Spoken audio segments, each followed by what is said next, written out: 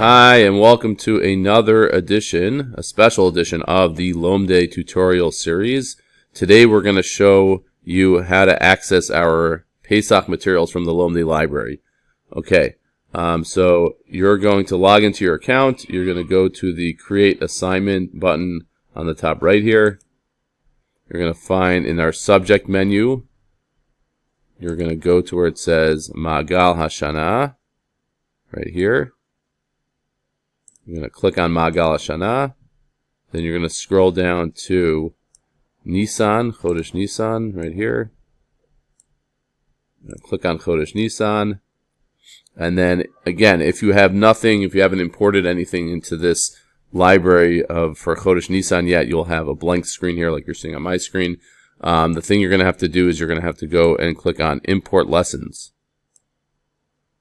Click on Import Lessons, and you will be in the Shared Library screen. That's where you're going to find all the Lomdei library content. And we have, you could see, broken down by grades. Each grade is going to have one lesson that's dedicated to the Haggadah and another lesson that's dedicated to Hilchos Pesach.